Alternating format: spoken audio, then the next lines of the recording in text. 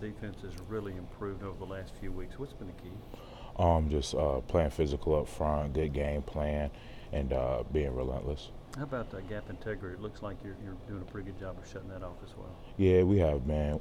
Our goal is just to get better, though. We want to hold them to even less and improve some things technically, especially up front. Do you think there's been a better understanding of the defense overall of what your assignments are? Yeah, definitely, but I don't feel like that's necessarily what contributed to what's helping us getting better. What's helping us getting better is execution, knocking guys back, and holding point. Matthew, do you think you guys are having an impact on the D line, on the linebackers, allowing Daniel, Henry, those guys to be able to make some more plays behind you? Oh yeah, for sure. I feel like we're helping them out, and at the same time, naturally we want to make some plays too. So I feel like we've gotten better, been able to make some plays from a run stopping standpoint and a pass rushing standpoint to impact the game. This is a program that traditionally does really well the last month of the season, maybe not so much the last couple of years. Just how confident are y'all right now heading into November, the way you played the last few weeks? Well, there's definitely an element of confidence, but at the same time, we have a formidable opponent this Saturday, and they're 7-1, I believe. They have a pretty good offense with some notable guys who have a shot at the next level. Their defense is like top 10 in the country, so that's our main focus. Matthew, what about the halftime adjustments you guys were able to make the other day? You were so much better in the second half on defense than the first half, and that's not really, it seemed to be something that you struggled with in the first half of the season. What's been the key to turn that around? I think the main thing at halftime was just to kind of like stay level-headed, even keel, because they came out and scored a touchdown on us the first play. That would rattle a lot of teams up, but I mean, if you were on the sideline, you would know that we weren't rattled up. We were just there to play. Looked like you got pretty good pressure on Helinski, their quarterback. Just talk a little bit about the ability to get a pass rush. Oh, I mean, it's major. You use games, you get your hands up, when you're one-on-ones. And, I mean, any quarterback doesn't want to be hit, drilled, but he's a freshman quarterback. So when we hit him and drill him, it's a little bit different, He might rattle him a little more because he's a good talent, He's obviously starting for SEC school, but one way or the other, you're a freshman, and, that's what we were just trying to do. How much have you improved as a pass rusher? I feel like I've improved some. I have a ways to go. I have high goals for myself. I have high goals for this team. I just want to contribute to us winning. Do you have coaches that teach you different moves, or you're learning them from teammates?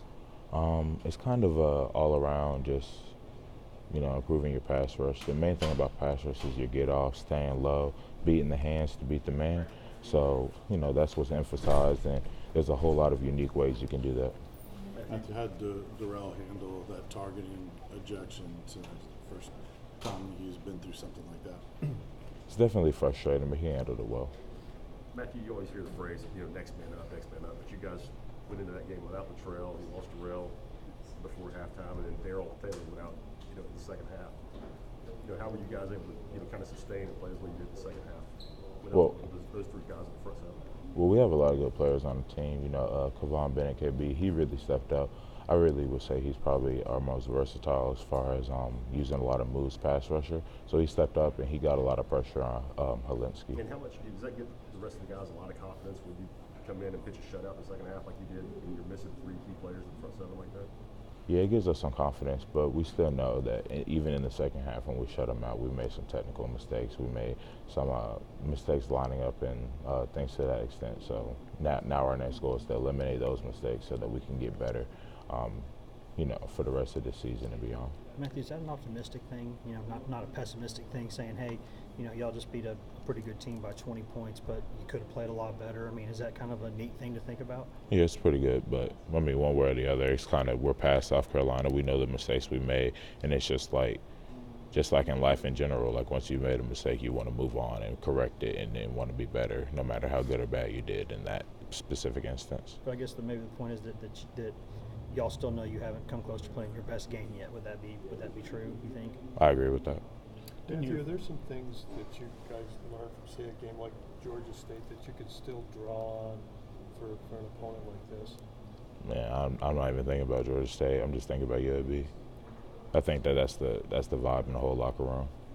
You mentioned Kavon Bennett. Have you seen in practice him improving and getting better as a pass rusher? Oh yeah, for sure. He has more moves than anybody. I can tell you that. and he's been working on executing and really beating God with him, and he was able to do that, get some pressure. And another guy is DeAndre. He's been improving a lot of pressure. She had a sack this past weekend. DT's always been there. And then as a front, 3 or 4, we've been being able to make some moves, run some good games, and get some pressure on the quarterback. Do you think Yvonne got some of those moves from his dad? Possibly, yeah, for sure. Matthew, what about the other side of the line? You're running the ball so much better. Have you seen that coming on the practice field over the last 3 or 4 weeks with the offensive line improving? Oh, yeah, for sure. Just the guys up front, they had a big challenge this past week, and they have some guys on South Carolina's team. And they're going to have some guys on UAB's team and beyond, and they've been accepting the challenge. They've stayed real level-headed about it, and they've been doing real well. Specifically on Trey, can you see him getting better as the season goes on? He gets back in the groove of playing football, because it seems like he's really kind of clicking right now. Yeah, between Trey, BK, Wanye, that's the left side. Left side strong, and then you come back on the right side. You have guys like Hayron, guys like Ryan Johnson. They're coming in and they're doing everything they need to do. And as you can see, our offensive line is becoming more and more dominant. Matthew, what would how would maybe you define the key to kind of sustaining success? How do you kind of live in the moment and not worry about anything you've done before that was good?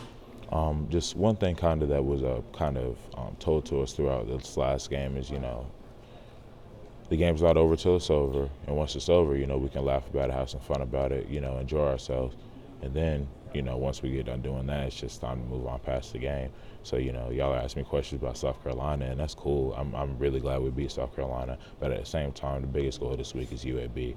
Once we beat UAB, which we plan to do, we can move on to that, enjoy that, move on to that. And we just want to get better as a football team. We want to get better as a D-line. We want to get better individually. And that's what's up. I think the team gets that. I mean, obviously you're an older guy, you're a smart guy. Do you feel like some of the younger guys, that everybody on the team understands this? Yeah, I really feel like it's really been driven home, by our coaching staff, by our leaders in this program, and that's what's going to help the culture of this football team to move forward. Just not only this year, but beyond. Why do you think the results were so much better in the second month of the season than the first? I'm sorry? Why do you think the results were so much better in the second month of the season than the first? Execution and realizing who we are. Who are you guys? We're a good football team that can certainly get better.